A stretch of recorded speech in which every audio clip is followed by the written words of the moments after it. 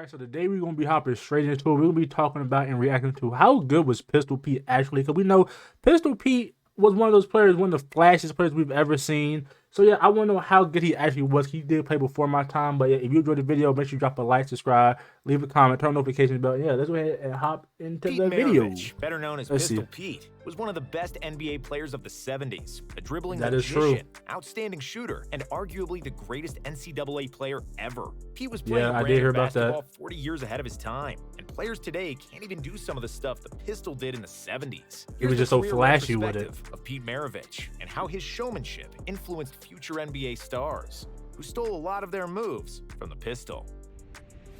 Yeah, I want to know how good he really The was. origin of the Pistol. Pete MARAVICH was born in 1947, and basketball was in his blood. His father, Press, was a professional player for 2 years in the NBL That's cool. and BAA, two leagues that merged and became the NBA in 1949. Press then started coaching. Like, I think it's so crazy how far basketball has come, and like basketball has been a thing since like the early 1900s, but the NBA in the 1940s and 50s, like. And because of his Came job, a long the way. MARAVICH Came a family long had to way. move a lot. The only constant for Press and his son Pete was basketball, which was a dish served for breakfast, lunch, and dinner. While Pete was only an infant, he already started dribbling, and by the age of 7, he started playing organized basketball. When Press MARAVICH coached at Clemson University, he would always bring Pete to practices and games, and the two would always talk about basketball in some shape or form. Pete would dribble the basketball on his way to school, while he rode on a bike, and even slept with the ball. At the age of 12, he was practicing up to 10 hours a day. His father taught him the fundamentals, but Pete loved basketball. You're dribbling the basketball while you're riding the bike. that's kind of insane, man. Much that he started improvising, and countless hours in the gym all alone gave birth to some of the most spectacular moves the NBA has ever seen. But more on that later. As a freshman, Pete started playing for Daniels High School in Clemson at the age of 14, but he barely played on a team filled with seniors. And even when Pete would come into the game, the older guys avoided passing him the ball. The crowd also laughed when they saw the small, skinny 14-year-old on the floor, which pissed the hell out of Pete. However, one single shot changed everything. Pete's team was down by 1 in the last seconds. Because he hardly ever had the ball, the opponents never guarded MARAVICH, so the Daniels coach decided to pass the ball to Pete. He got the open shot and made the game winner, and it was then that he received the nickname Pistol Pete. It was given to him by a reporter who noticed that when Pete shot towards the basket, it looked like he was pulling out a gun. The nickname remains, and the legend of the Pistol Pete was born. That's a funny way to get a name, because it was young, you pulling out the pistol. NCAA. I like it. After graduating from high school, Pete and his father decided that Pete should go to prep school for another year. Pete was 6'3" at the time, but he weighed just over 130 pounds and could not withstand physical duels at the college level. So he spent a year at the Edwards Military Academy, where he grew to 6'5" and bulked up to a respectable 160 pounds, which improved his game tremendously. At the same time, those crazy games. Coaching job at Louisiana State, which was known for football but had a minuscule basketball program. Press asked Pete to attend LSU and join him, which Pete bluntly rejected because he wanted to play for a renowned basketball college. However, after Press threatened to kick him out of the house, Press decided to join his father at LSU. Under his father's that was one way to Pete became a superstar, commit to a college. Records that will likely never get broken. In his freshman year, he averaged 43.6 points per game, but because of the rules in the 70s, freshmen were not allowed to play on the varsity team. The crowd at LSU would often watch the freshman games and then leave once Pete's game was done, and wasn't even interested in watching the varsity team. Pete led the freshmen to a 17-1 record that season, while the varsity team, led by Press, had a record of 3-23. In his sophomore year, Pete was able to play for the varsity team and immediately asserted himself as the primary option on offense, with 43.8 points on average. He was the NCAA's top scorer, averaging 43. He repeated that feat as a junior with 44.2 points, and as a senior. So 48, 43, 40. Did he average 40 plus in his entire career? Are you serious? He did. Along with 2 national college players in college, but that's crazy. The 3 years he spent on the varsity team, Pistol Pete scored 3,667 points in 83 games, averaging an incredible 44.2 points per game. He owns almost every NCAA scoring record to this day, and what's even more impressive is that he broke all those records in the era without the 3-point shot. Former LSU coach Dale Brown charted every shot MARAVICH scored, And because he shot many jumpers from long distances, Brown calculated that Pete would have averaged an astounding 57 points per game if his long jumpers counted as threes. A globetrotter Yeah, in that's the not. NBA. That's crazy. Pistol Pete was the most known player in the country by the time he finished college, and he had plenty of options where to continue his career. He was contacted by half the ABA Straight to teams, the many NBA, NBA man. teams, but also the Harlem Globetrotters, who offered MARAVICH $1 million Pistol Pete on the Harlem Globetrotters would have been cool. Let's be real. to join them.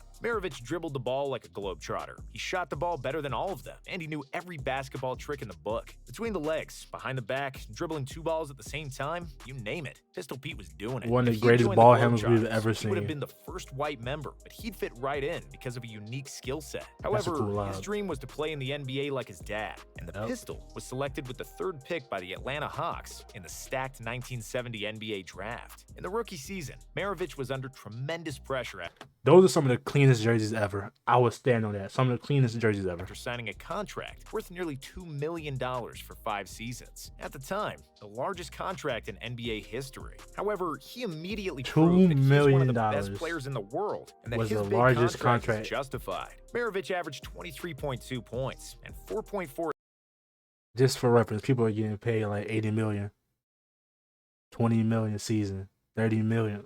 assists just per saying. game as a rookie, which was the 8th best scoring output that season. The second season was supposed to confirm Pistol's superstar status, Clean but he jumper. contracted mononucleosis.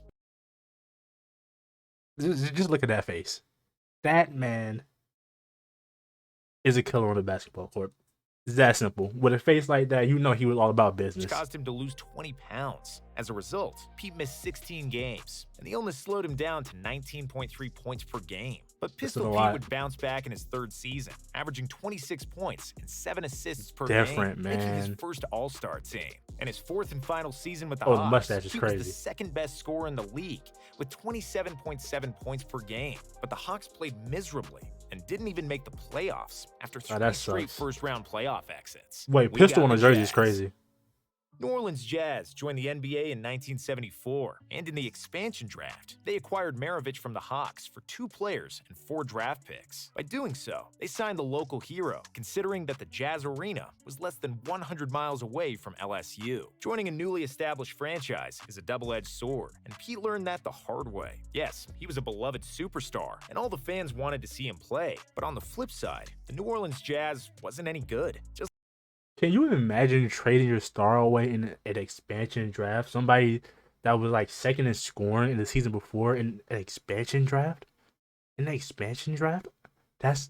That would never happen nowadays. like most new teams aren't. The Jazz didn't make the playoffs until 1984, 5 seasons after MARAVICH left the team and their relocation to Utah. But even though he never made the playoffs, Pistol Pete was playing the basketball of his life with the Jazz as one of the most unstoppable players in the league. He averaged 25.2 points and 5.6 assists in 5.5 seasons with the franchise, during which he led Was the he one of the NBA in greatest scorers scoring of all with time? 31 points per game in 1977, along with 3 All-Star appearances and 3 All-NBA What? nods. On February 5th, 1977, in a game against the New York Knicks, the Pistol scored 68 points, a career high, and at the I time, never knew he the scored most 68 ever points. by a guard. The feat is even Never more knew he did that. impressive when we know that he was guarded by Walt Frazier, one of the premier defensive guards of the Walt 70s, was- and that he scored Oh, 68 without a clean. three-pointer. In 1978, MARAVICH played the best all-around season of his career, averaging 27 points, 6.7 assists, and a His career-high averages 2 are steals crazy per for his game. He would have career. probably led the league in scoring once again,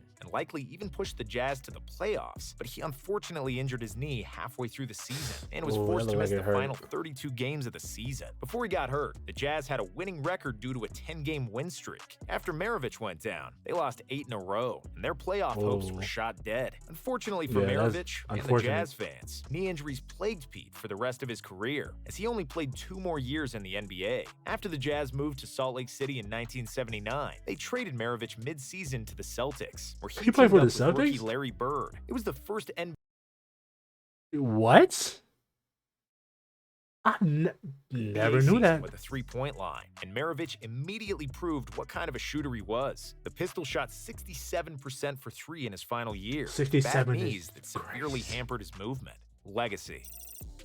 Pistol Pete was a basketball savant, and he played basketball 30 or 40 years ahead of his time. At the time of his retirement, he had by far the best handles in NBA history, and many of the greatest ball handlers took many pages out of Pete's ball handling book. You He was a definitely see the trendsetter that influence. inspired generations, and if your favorite ball handler didn't learn from the pistol, they likely stole some moves from someone who stole from Pete. That LaMelo Ball underhand full-court pass, Maravich did that in the 70s. Magic Crazy Johnson's pass. around-the-back defender freeze and then pass, Maravich did that too.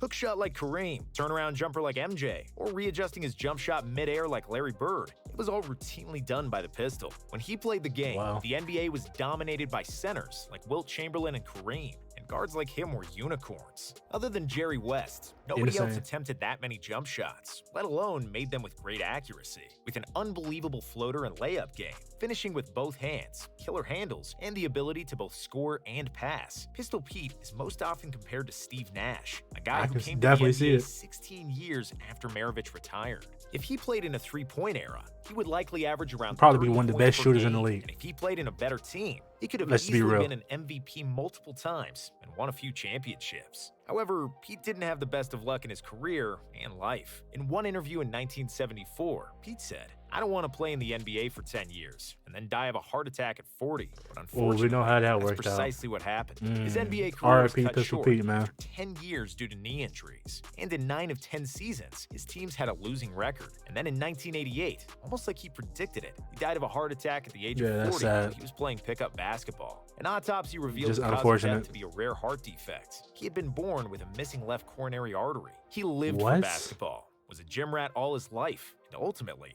died on the court. His last words were, "I feel great." Wow. That's a lot to take in. Pistol Pete, definitely one of the best players we've ever seen in the game of basketball. If you enjoyed the video, drop a like, subscribe, leave a comment. I'm going to catch you next one. We out of here. Peace.